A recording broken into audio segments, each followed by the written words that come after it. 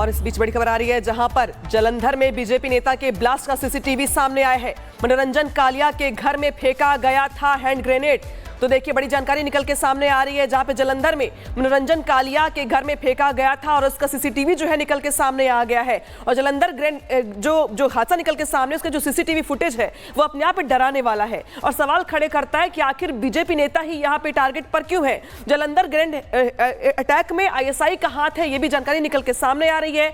हमले का खालिस्तानी कनेक्शन क्या है, ये भी अपने आप में सवाल खड़ा होता है क्योंकि जालंधर ब्लास्ट का जो सबसे ताजा सीसीटीवी फुटेज है वो भी निकल के सामने आया है।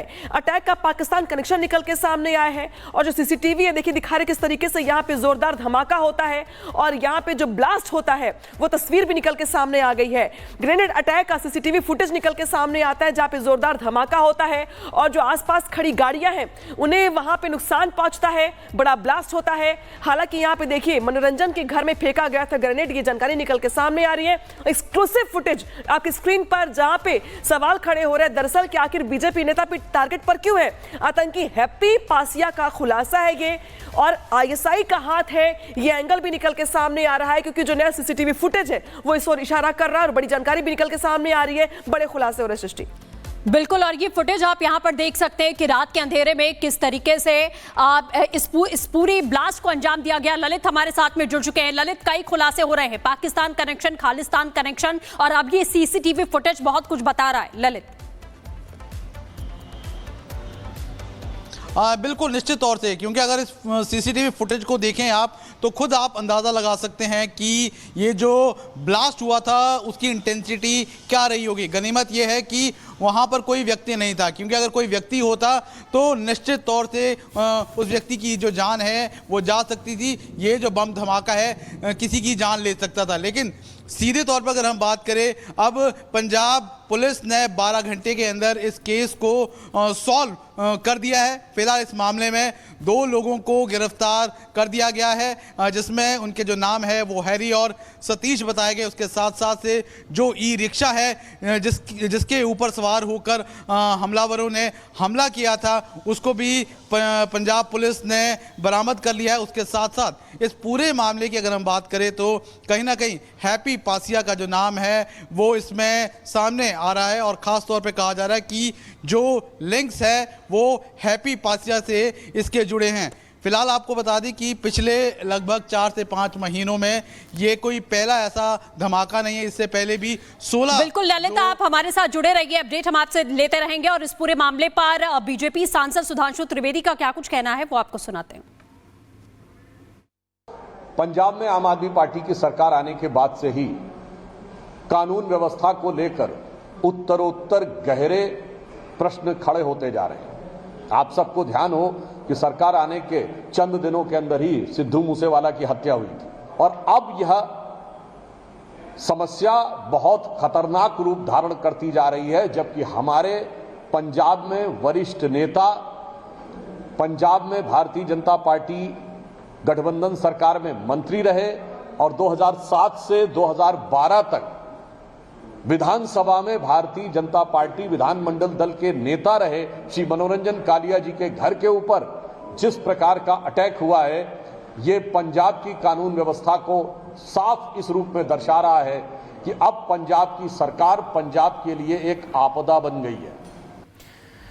और सीधे वापस लिए चलते हैं आपको ललित के पास। ललित देखिए, वैसे तो इस पूरे हादसे में किसी की जान नहीं गई, कोई हताहत नहीं हुआ, ये राहत की बात है, लेकिन साजिश बहुत बड़ी थी। एंगल कई निकल के आ रहे हैं, पुलिस की ओर से कार्रवाई की बात कही जा रही है, लेकिन सवाल यहां पर यह है कि आखिर बार बार बीजेपी के नेता टारगेट पर क्यों है। निश्चित तौर से देखिए इसके पीछे क्या कॉन्स्पिरेसी है और क्या इनका मकसद था, इसको लेकर है जो जांच है वो लगातार जारी है। फिलहाल पुलिस ने जो प्रिलिमिनरी इन्वेस्टिगेशन है, शुरुआती जांच में ये बताया है कि 12 घंटे के अंदर है केस को सॉल्व कर दिया गया है। जिन्होंने बम फेंका है उनको गिरफ्तार कर दिया गया है और जिस वाहन का इस्तेमाल किया है उसको पुलिस ने पकड़ लिया है। फिलहाल अब इसमें क्या कुछ एंगल सामने आते हैं, हैप्पी पासिया किस तरह से इनकी मदद कर रहा था और इसके तार है किसके साथ जुड़े हैं, तमाम उन एंगल्स पर जो पुलिस है वो काम कर रही है। उसके साथ साथ ये आईएसआई के साथ इस पूरे हमले के जो कनेक्शन है वो भी सामने आ रहे, लेकिन आने वाले दिनों में वो परतें हैं और खुलेगी। लेकिन सीधे तौर पर अगर हम बात करें, एक बड़ी सफलता भी पंजाब पुलिस की कह सकते हैं, क्योंकि लगातार दबाव है वो पंजाब पुलिस के ऊपर था, क्योंकि बड़े बीजेपी के सीनियर नेता के ऊपर है। बिल्कुल ललित, जैसा आप कह रहे हैं सवाल भी कई यहाँ पर उठ रहे हैं और अब आगे बढ़ते हैं और बता देते हैं कि जालंधर में हुए ग्रेनेड अटैक के बाद क्या हुआ, इसका आंखों देखा हाल सुनाया है पूर्व विधायक मनोरंजन कालिया और केंद्रीय मंत्री रवनीत बिट्टू ने। कालिया साहब, कितने बजे की ये घटना है, क्या कुछ हुआ है? ये लगभग 1-1:15 बजे की रात की घटना है। मैं सो रहा था तो ब्लास्ट हुआ, तो मुझे लगा कि ये ट्रांसफार्मर जो है ना वो शट डाउन हो गया। तो वो ध्यान में ऐसा आया, क्योंकि अक्सर हो जाता है कि ओवरलोड के कारण। मैंने कहा अभी गर्मियाँ शुरू हुई हैं तो हो गया। तो फिर ये आया कि ट्रेमर बहुत ज़्यादा था। फिर मेरे माइंड में आया कि भाई आकाशीय बिजली जो है वो कड़की होगी मे बी। तो फिर दिमाग में ऐसे बातें जो ये तो सोचा नहीं था कि भाई ग्रेनेड ब्लास्ट हुआ है। तो फिर मेरा ड्राइवर है वो आया अंदर, उसने बताया कि भाई ऐसे लोग इकट्ठे हुए हैं। उन्होंने कहा कि आग और धुआं निकला है यहाँ से। तो फिर बाहर आया तो देखा हमारे जो ओपन स्पेस है उसमें एक पार्टीशन है। तो पार्टीशन में दरवाज़ा जो है वो मतलब है कि स्प्लिंटर्स जो हैं वो मेरी किचन तक दूर तक 10 फीट दूर गए हैं, तो बिखरे पड़े हैं। तो इसी तरह से इतना ट्रेमर ज़्यादा था कि किचन के शीशे टूट गए, एनेक्सी के शीशे टूट गए, कार खड़ी थी तो उसका जो इंटीरियर है वो गिर गया सारा अंदर, इनोवा गाड़ी का, और जो फ्रंट शीशा है वो क्रैक हो गया, इतने ट्रेमर्स। तो ये जो है कि भी इस तरह से फिर सारा जो है सीसीटीवी से पता चला वो ई रिक्शा से आए थे। ई रिक्शा साहब, क्योंकि आप कह रहे हैं कि जिस तरह का ये धमाका हुआ है, क्या इससे पहले कोई धमकी, कोई इस तरह का कोई?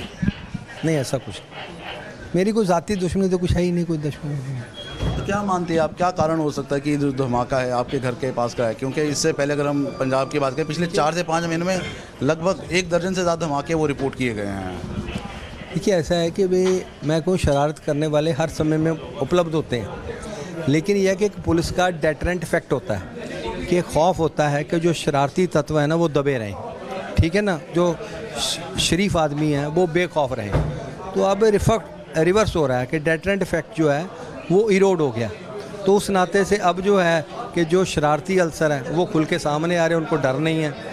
तो जो शरीफ आदमी वो खौफज़दा है, उसी का इफेक्ट है कि वो शहर में आके जो है वो ब्लास्ट कर रहे हैं। आपने कहा कि जो पुलिस का डेटरेंट इफेक्ट है वो कम हो रहा है, यानी आप मान रहे हैं कि कहीं ना कहीं आम आदमी पार्टी का सॉफ्ट स्टांस है, वो आप ये कह रहे हैं? देखिए ऐसा है कि आम आदमी पार्टी जो है अब 3 साल हो गए हैं, ठीक है ना। तो जो कोई भी पार्टी हो जब सरकार में आती है तो उसकी प्राइमरी रिस्पॉन्सिबिलिटी होती है लॉ एंड ऑर्डर को मेंटेन करें और बेहतर करें, ठीक है ना। ये हर एक की प्राइमरी जिम्मेवारी है। तो उस नाते से ये जो है वो जिम्मेदारी पूरी तरह से निभाई नहीं जा रही। इसीलिए जो है कि भाई हम डेटरेंट इफेक्ट जो है वो इरोड हुआ। अब शहर में है, ये बीच शहर का हिस्सा है, तो यहाँ जो है ब्लास्ट हो जाए, उनकी हिम्मत इतनी हो गई कि वो शहर में आके ब्लास्ट करके चले जाए।